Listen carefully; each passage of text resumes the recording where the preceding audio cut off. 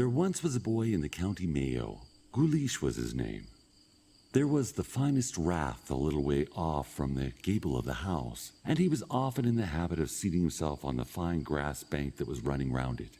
One night he stood, half leaning against the gable of the house and looking up into the sky and watching the beautiful white moon over his head. After he had been standing that way for a couple of hours, he said to himself, "My bitter grief that I am not gone away out of this place altogether. I'd sooner be any place in the world than here. Ah, it's well for you, white moon," says he, "that's turning round as you please yourself, and no man can put you back. I wish I was the same as you." Hardly was the word out of his mouth when he heard a great noise coming like the sound of many people running together and talking and laughing and making sport, and the sound went by him like a whirl of wind, and he was listening to it going into the rath. "Musha, by my soul," says he, "but ye're merry enough, and I'll follow ye." What was in it but the fairy host, though he did not know at first that it was they who were in it, but he followed them into the rath. It's there he heard the full parnee and the full parnee and the raplehuta and the rulia bulia that they had there, and every man of them crying out as loud as he could, "My horse, my bridle and saddle, my horse and bridle and saddle." "By my hand," said Guleesh, "my boy, that's not bad. I'll imitate ye." And he cried out as well as they, "My horse and bridle and saddle, my horse and bridle and saddle." And on the moment there was a fine horse with a bridle of gold and a saddle of silver standing before him. He leaped up upon it, and the moment he was on its back, he saw clearly that the rath was full of horses, and of little people going riding on them. Said a man of them to him, "Are you coming with us tonight, Guleesh?" "I am, surely," said Guleesh. "If you are, come along," said the little man, and out they all went together, riding like the wind, faster than the fastest horse you ever saw hunting, and faster than the fox and the hounds at his tail. The cold winter's wind that was before them, they overtook her, and the cold winter's wind that was behind them, she did not overtake them. And stop nor stay of that fool race did they make none, until they came to the brink of the sea. Then every one of them said, "High over cap! High over cap!" And at that moment they were up in the air, and before Guleesh had time to remember where he was, they were down on dry land again, and were going like the wind. At last they stood still, and a man of them said to Guleesh, "Guleesh, do you know where you are now?" "Not a know," says Guleesh. "You're in France, Guleesh," said he. "The daughter of the King of France is to be married tonight, the handsomest woman that the sun ever saw, and we must do our best to bring her with us, if we're only able to carry her off. And you must come with us that we may be able to put the young girl up behind you on the horse when we'll be bringing her away, for it's not lawful for us to put her sitting behind ourselves.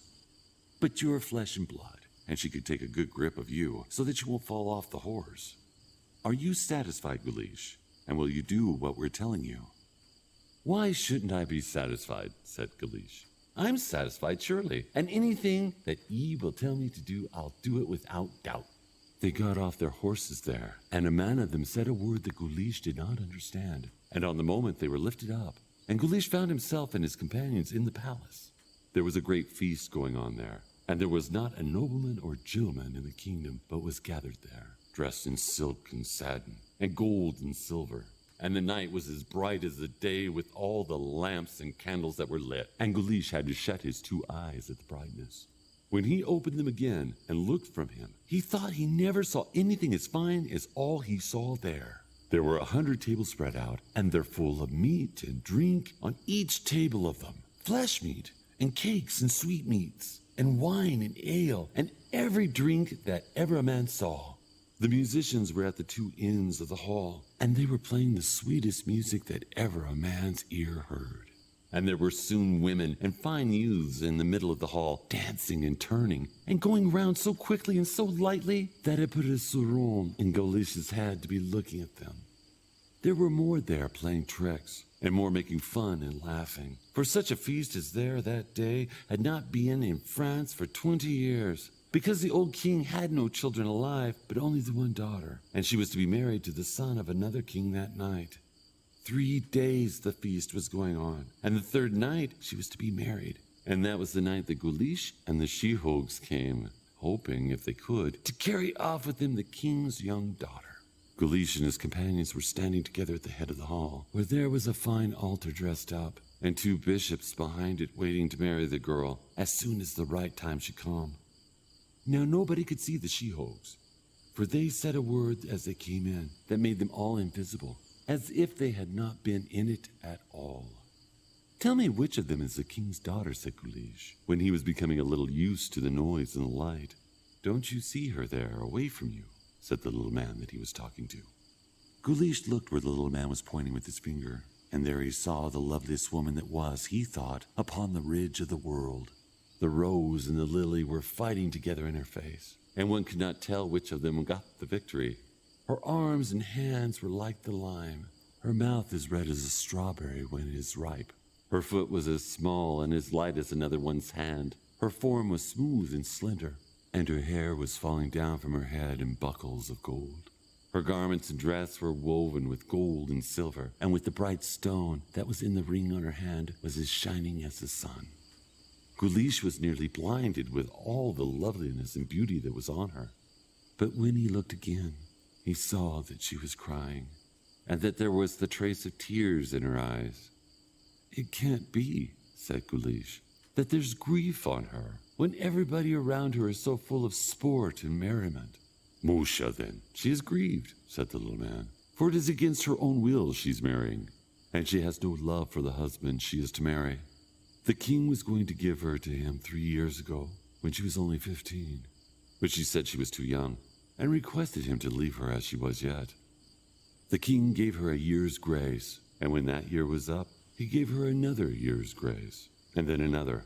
But at a week or a day, he would not give her longer, and she is 18 years old tonight, and it is time for her to marry. But indeed, says he, and he crooked his mouth in an ugly way, indeed, it's no king's son she'll marry if I can help it." Guleesh pitied the handsome young lady greatly when he heard that, and he was heartbroken to think that it would be necessary for her to marry a man she did not like, and what was worse, to take a nasty she-hog for a husband. However, he did not say a word, though he could not help giving many a curse to that ill luck that was laid out for himself. To be helping the people that were to snatch her away from her home and from her father. He began thinking, then, what it was he ought to do to save her, but he could think of nothing. "Oh, if I could only give her some help and relief," said he. "I wouldn't care whether I were alive or dead, but I see nothing that I can do for her."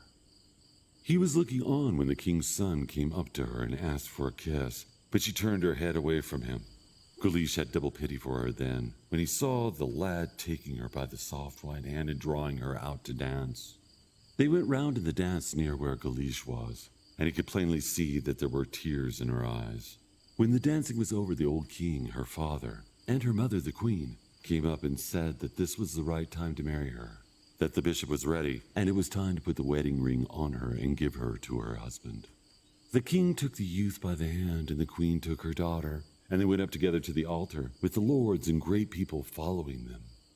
When they came near the altar, and were no more than about 4 yards from it, the little she-hog stretched out his foot before the girl, and she fell. Before she was able to rise again, he threw something that was in his hand upon her, said a couple of words, and upon the moment the maiden was gone from amongst them. Nobody could see her, for that word made her invisible. The little manine seized her and raised her up behind Guleesh, and the king nor no one else saw them, but out with them through the hall till they came to the door. "Oh, dear Mary!" It's there the pity was, and the trouble, and the crying, and the wonder, and the searching, and the rule-con, when that lady disappeared from their eyes, and without their seeing what did it. Out of the door of the palace they went, without being stopped or hindered, for nobody saw them. And, "My horse, my bridle, and saddle," says every man of them. "My horse, my bridle, and saddle," says Guleesh. And on the moment the horse was standing ready, caparisoned before him. "Now jump up, Guleesh," said the little man, "and put the lady behind you, and we will be going. The morning is not far off from us now." Guleesh raised her up on the horse's back, and leaped up himself before her. And, "Rise, horse," said he, and his horse and the other horses with him went in a full race until they came to the sea. "Hie over cap," said every man of them. "Hie over cap," said Guleesh, and on the moment the horse rose under him, and cut a leap in the clouds, and came down in Erin. They did not stop there, but went of a race to the place where was Guleesh's house in the rath. And when they came as far as that, Guleesh turned and caught the young girl in his 2 arms and leaped off the horse. "I call and cross you to myself in the name of God," said he. And on the spot, before the word was out of his mouth, the horse fell down, and what was in it but the beam of a plough, of which they had made the horse, and every other horse they had, it was that way they made it. Some of them were riding on an old besom, and some on a broken stick, and more on a bohalawn, or a hemlock stalk. The good people called out together when they heard what Guleesh said. "Oh, Guleesh, you clown, you thief, that no good may happen you. Why did you play that trick on us?" But they had no power at all to carry off the girl, after Guleesh had consecrated her to himself. "Oh, Guleesh, isn't that a nice turn you did us, and we so kind to you? What good have we now out of our journey to France? Never mind yet, you clown, but you'll pay us another time for this. Believe us, you'll repent it." "He'll have no good to get out of the young girl," said the little man that was talking to him in the palace before that. And as he said the word, he moved over to her and struck her a slap on the side of the head. "Now," says he, "she'll be without talk any more now, Guleesh. What good will she be to you when she'll be dumb? It's time for us to go, but you'll remember us, Guleesh." When he said that, he stretched out his 2 hands, and before Guleesh was able to give an answer, he and the rest of them were gone into the rath out of his sight, and he saw them no more. He turned to the young woman and said to her, "Thanks be to God they're gone. Would you not sooner stay with me than with them?" She gave him no answer. "There's trouble and grief on her yet," says Guleesh in his own mind, and he spoke to her again. "I am afraid that you must spend the night in my father's house, lady, and if there is anything that I can do for you, tell me, and I'll be your servant." The beautiful girl remained silent, but there were tears in her eyes, and her face was white and red after each other. "Lady," said Guleesh, "tell me what you would like me to do now. I never belonged at all to that lot of she-hogs who carried you away with them. I am the son of an honest farmer, and I went with them without knowing it. If I'll be able to send you back to your father, I'll do it, and I pray you make any use of me now that you may wish." He looked into her face and saw the mouth moving as if she were going to speak, but there came no word from it. "It cannot be," said Guleesh, "that you are dumb. Did I not hear you speaking to the king's son in the palace tonight? Or has that devil made you really dumb when he struck his nasty hand on your jaw?" The girl raised her white, smooth hand and laid her finger on her tongue to show him that she had lost her voice and power of speech, and the tears ran out of her 2 eyes like streams, and Guleesh's own eyes were not dry, for as rough as he was on the outside, he had a soft heart, and he could not stand the sight of the young girl and she in that unhappy plight. He began thinking with himself what he ought to do, and he did not like to bring her home with himself to his father's house, for he knew well that they would not believe him, that he had been in France and brought back with him the king of France's daughter, and he was afraid they might make a mock of the young lady or insult her. And as he was doubting what he ought to do, and hesitating, he chanced to remember the priest. "Glory be to God," said he. "I know now what I'll do. I'll bring her to the priest's house, and he won't refuse me to keep the lady and care for her." He turned to the lady again and told her that he was loath to take her to his father's house, but that there was an excellent priest, very friendly to himself, who would take good care of her if she wished to remain in his house. But if there was any other place she would rather go, he said he would bring her to it. She bent her head to show him she was obliged, and gave him to understand that she was ready to follow him to any place he was going. "We will go out to the priest's house then," said he. "He is under an obligation to me, and will do anything I ask him." They went together accordingly to the priest's house, and the sun was just rising when they came to the door. Guleesh beat it hard, and as early as it was, the priest was up, and opened the door himself. He wondered when he saw Guleesh and the girl, for he was certain that it was coming wanting to be married they were. Guleesh, isn't it the nice boy you are that you can't wait till 10 o'clock or till 12, but that you must be coming to me at this hour, looking for marriage, you and your sweetheart? You ought to know that I can't marry you at such a time, or at all events can't marry you lawfully." "But, Ubbubboo," said he suddenly as he looked again at the young girl, "in the name of God, who have you here? Who is she? Or how did you get her?" Father, said Guleesh, you can marry me or anyone else if you wish, but it's not looking for marriage I came to you now, but to ask you, if you please, to give a lodging in your house to this young lady. The priest looked at him as though he had 10 heads on him, but without putting any other question to him, he desired him to come in, himself and the maiden. And when they came in, he shut the door, brought them to the parlor, and put them to sitting. Now, Guleesh, said he, tell me truly, who is this young lady, and whether you're out of your senses really, or are you only making a joke of me? I'm not telling a word of lie, nor making a joke of you, said Guleesh, but it was from the palace of the King of France I carried off this lady, and she is the daughter of the King of France. He began his story then, and told the whole to the priest, and the priest was so much surprised that he could not help calling out at times, or clapping his hands together. When Guleesh said from what he saw he thought the girl was not satisfied with the marriage that was going to take place in the palace before he and the she-hogs broke it up, there came a red blush into the girl's cheek, and she was more certain than ever that she'd sooner be as she was, badly off as she was, than be married to a wife of the man she hated. When Guleesh said that he would be very thankful to the priest if he would keep her in his own house, the kind man said he would do that as long as Guleesh pleased, but that he did not know what they ought to do with her because they had no means of sending her back to her father again. Guleesh answered that he was uneasy about the same thing, and that he saw nothing to do but to keep quiet until they should find some opportunity of doing something better. They made it up then between themselves that the priest should let on that it was his brother's daughter he had, who was come on a visit to him from another county, and that he should tell everybody that she was dumb, and do his best to keep everyone away from her. They told the young girl what it was that they intended to do, and she showed by her eyes that she was obliged to them. Guleesh went home then, and when his people asked him where he had been, he said that he had been asleep at the foot of the ditch, and had passed the night there. There was great wonderment on the priest's neighbors at the girl who came so suddenly to his house without anyone knowing where she was from, or what business she had there.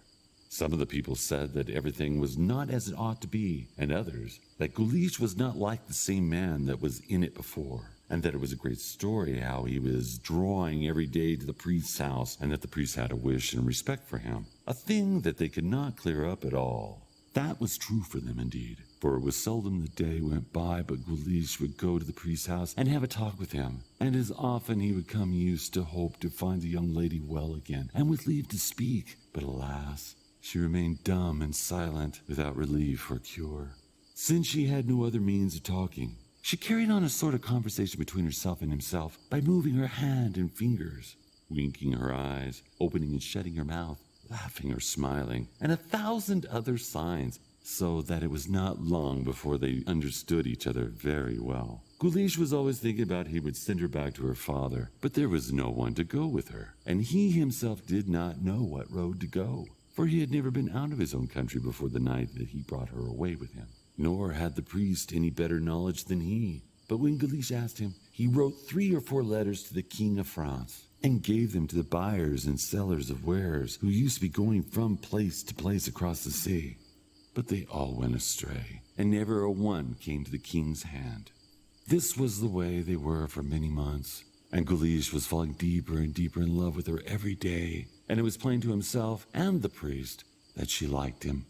The boy feared greatly at last lest the king should really hear where his daughter was and take her back from himself, and he besought the priest to write no more, but to leave the matter to God.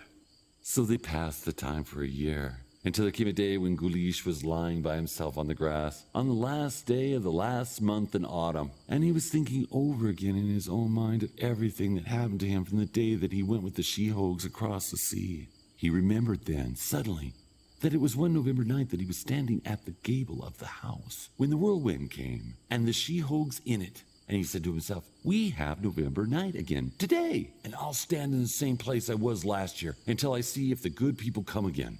Perhaps I might see or hear something that would be useful to me, and might bring back her talk again to Mary.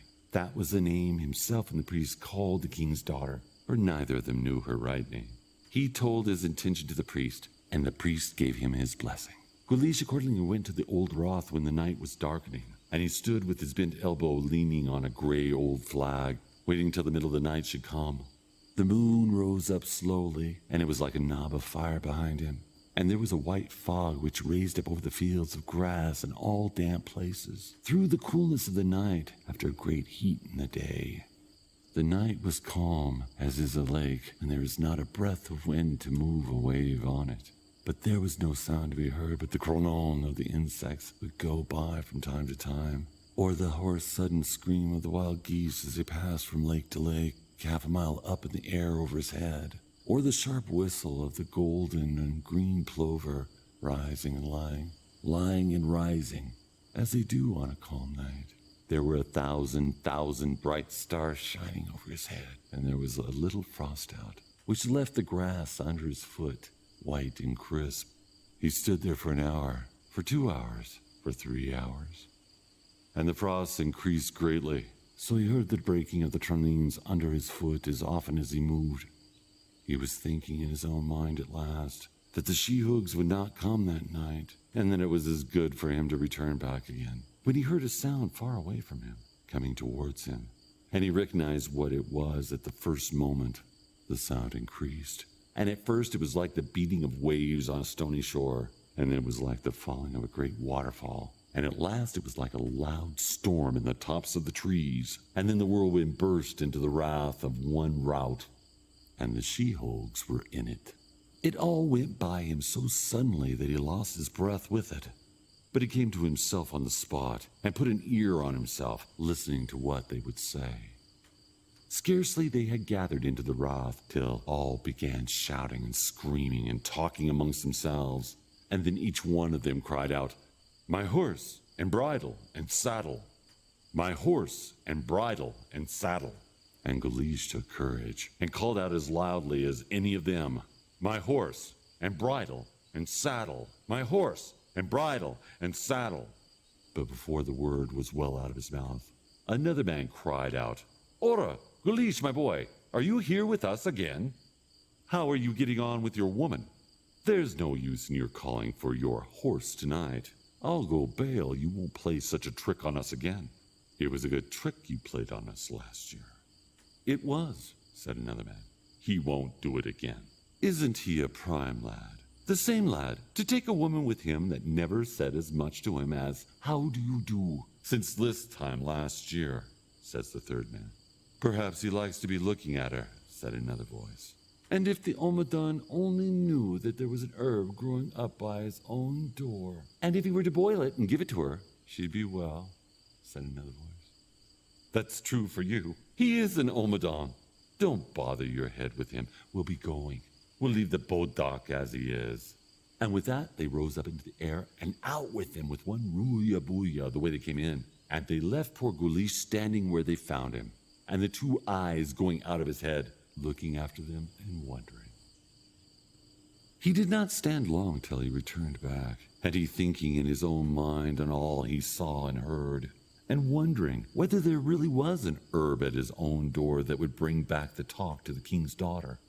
"It can't be," says he to himself, "that they would tell it to me if there was any virtue in it. But perhaps the she-hog didn't observe himself when he let the word slip out of his mouth. I'll search well as soon as the sun rises whether there's any plant growing beside the house except thistles and dockings." He went home, and as tired as he was, he did not sleep a wink until the sun rose on the morrow. He got up then, and it was the first thing he did, to go out and search well through the grass round the house, trying could he get any herb that he did not recognize. And indeed, he was not long searching till he observed a large strange herb that was growing up just by the gable of the house. He went over to it and observed it closely, and saw that there were 7 little branches coming out of the stalk, and 7 leaves growing on every branchine of them, and that there was a white sap in the leaves. "It's very wonderful," he said to himself, "that I never noticed this herb before. If there's any virtue in an herb at all, it ought to be in such a strange one as this."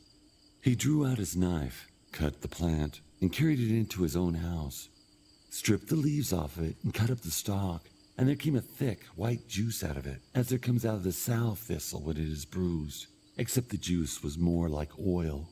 He put it in a little pot, and a little water in it, and laid it on the fire until the water was boiling. And then he took a cup, filled it half up with the juice, and put it to his own mouth. It came into his head then that perhaps it was poison that was in it, and that the good people were only tempting him that he might kill himself with that trick, or put the girl to death without meaning it. He put down the cup again, raised a couple of drops on the top of his finger, and put it to his mouth.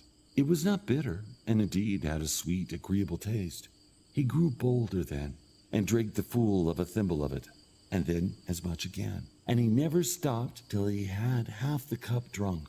He fell asleep after that, and did not wake till it was night, and there was great hunger and great thirst on him.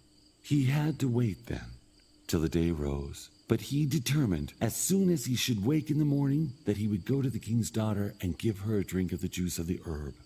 As soon as he got up in the morning, he went over to the priest's house with the drink in his hand, and never felt himself so bold and valiant and spirited and light as he was that day, and he was quite certain that it was the drink he drank that made him so hearty. When he came to the house, he found the priest and the young lady within, and they were wondering greatly why he had not visited them for 2 days. He told them all his news, and said he was certain that there was great power in that herb, and that it would do the lady no hurt, for he tried it himself and got good from it. And then he made her taste it, for he vowed and swore that there was no harm in it. Guleesh handed her the cup, and she drank half of it, and then fell back on her bed, and a heavy sleep came on her, and she never woke out of that sleep till the day on the morrow. Guleesh and the priest sat up the entire night with her, waiting till she should awake, and they between hope and unhope, between expectation of saving her and fear of hurting her. She awoke at last when the sun had gone half its way through the heavens. She rubbed her eyes and looked like a person who did not know where she was. She was like one astonished when she saw Guleesh and the priest in the same room with her, and she sat up doing her best to collect her thoughts. The 2 men were in great anxiety, waiting to see would she speak or would she not speak. And when they remained silent for a couple of minutes, the priest said to her, "Did you sleep well, Mary?" And she answered him, "I slept, thank you." No sooner did Guleesh hear her talking than he put a shout of joy out of him, and ran over to her and fell on his 2 knees and said, "1,000 thanks to God, who has given you back the talk. Lady of my heart, speak again to me." The lady answered him that she understood it was he who boiled that drink for her, and gave it to her, that she was obliged to him for her heart and for all the kindness he showed her since the day she first came to Ireland, and that he might be certain that she would never forget it. Guleesh was ready to die with satisfaction and delight. Then they brought her food, and she ate with a good appetite, and was merry and joyous, and never left off talking with the priest while she was eating. After that, Guleesh went home to his house, and stretched himself on the bed and fell asleep again, for the force of the herb was not all spent, and he passed another day and a night sleeping. When he woke up, he went back to the priest's house, and found that the young lady was in the same state, and that she was asleep almost since the time he had left the house. He went into her chamber with the priest, and they remained watching beside her till she woke the second time, and she had her talk as well as ever, and Guleesh was greatly rejoiced. The priest put food on the table again, and they ate together, and Guleesh used after that come to the house from day to day, and the friendship that was between him and the king's daughter increased, because she had no one to speak to except Guleesh and the priest, and she liked Guleesh best. So they married one another, and that was the fine wedding they had, and if I were to be there then, I would not be here now. But I heard from a birdeen that there was neither cark nor care, sickness nor sorrow, mishap nor misfortune on them till the hour of their death. And may the same be with me and with us all.